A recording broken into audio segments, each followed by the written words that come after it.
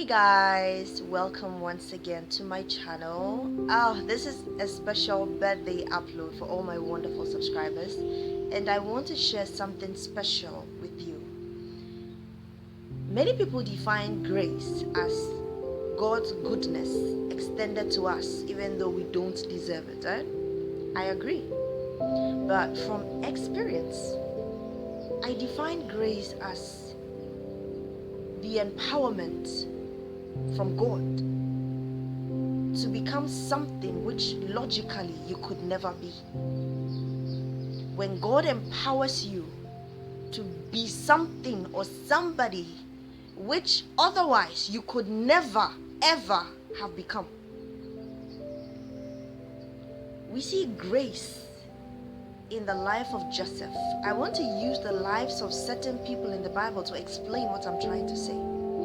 Because when you understand what grace is, it will be all you will ever desire in life. And whenever you open your mouth to pray, you would pray for grace. Let's look at the life of Joseph. Joseph was a slave sold by his own brothers. But grace made him the prime minister of a foreign nation. Joseph was not an Egyptian. He was not a noble. He was not a royal. He was not a citizen. Logically, he could never become the prime minister. It makes sense that Joseph can never become prime minister of Egypt.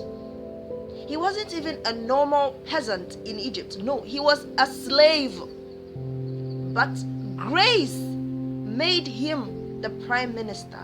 He was empowered by God to become something he could never ever have become.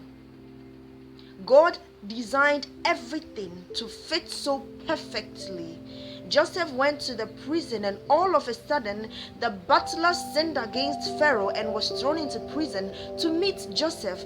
All of a sudden the butler had a dream which only Joseph could interpret, and the butler was spared and returned back to his work. One day Pharaoh had a dream, and the butler was there to testify that when I was in prison, I met a young man called Joseph.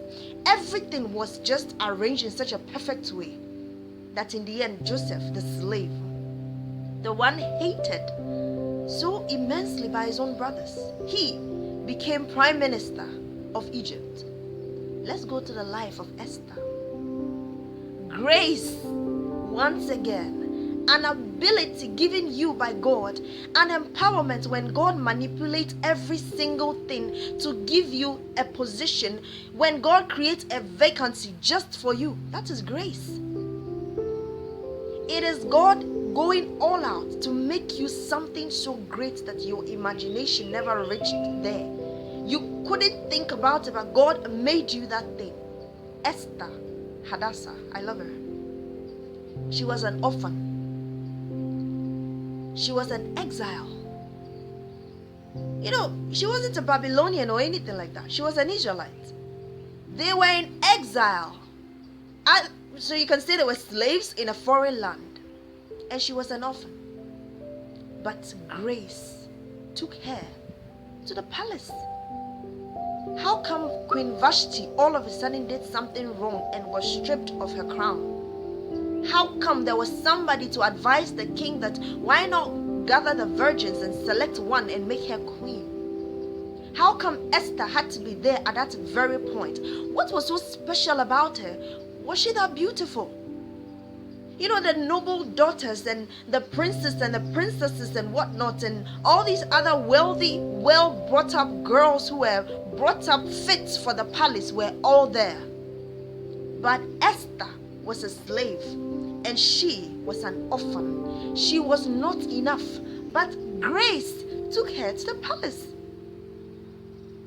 Grace will make you something you could never have become if not for God's mighty fingers manipulating things behind the background.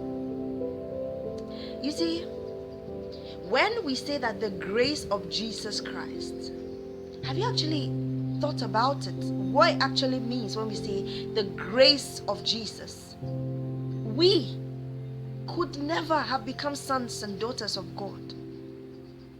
We are human beings, and not just human beings, we are sinful human beings who were so far away from God. What Jesus did was to empower us to become sons and daughters of God, heirs of salvation. We could never have become that. That is what grace is. When God said, I have multiplied grace upon your life, sometimes we underestimate these things. You want the prophecy that says that I see you riding in a Ferrari and I see you marrying a prince. When a prophecy comes that God has multiplied grace upon your life, that is what God told me, because my life is grace. Every single thing that has brought me to this point, I cannot explain it. I cannot understand it, because God does these things and everything falls into place and the lines fall in pleasant places, and God lifts me up each day. I go higher and higher. Grace. Grace. Me. Grace took me to school. Grace made me who I am today. Grace makes me each day. I could never have been a preacher. I could never have been a teacher of the gospel, but grace, God empowered me. God changed me.